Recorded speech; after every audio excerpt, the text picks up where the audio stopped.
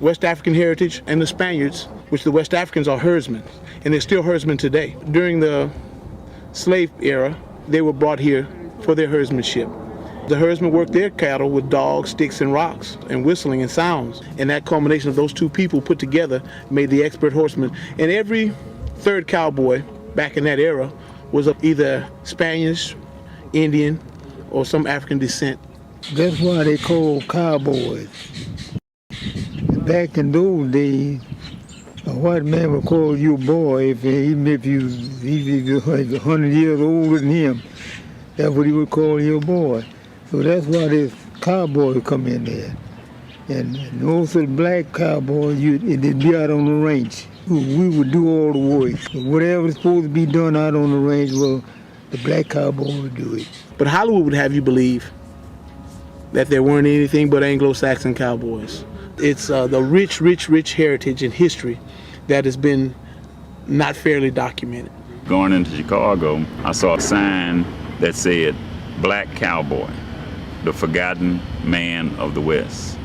And after doing research, I always thought when I was growing up, I didn't know anybody but the Long Ranger and Roy Rogers. And kids now are beginning to know the history. But we go to some shows back in the days, they let all the school kids out, and the little black kids would come up to you and feel you and take off running because they had never experienced black cowboys. From the guys that I've talked to that have told me about the rodeo back in the day when there was the Rodeo Cowboy Association, RCA, which is now known as the PRCA, and it was predominantly white, and you had to be invited in through two of the cowboys that were already there, which had most of the time was two of the white cowboys who invited you in. That brought about some of the associations that were created by blacks, cowboys that worked on ranches, that were on actual working ranches, who created rodeos for themselves. Floyd Frank is on record. I think him and his brother were the first black guys to put on a black rodeo, and that was in the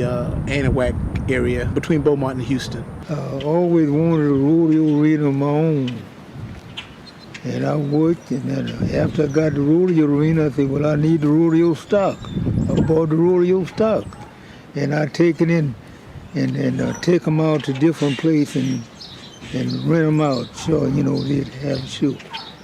So that was my way of life.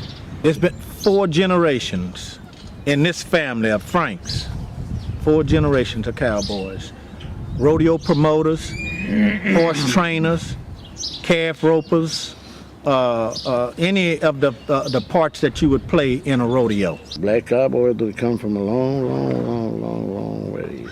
When I was coming up, we had one rodeo a year. That was on Easter Sunday. And the rest of the time, we was out on the ranch working cattle and stuff. So the issue of segregation in rodeos was true.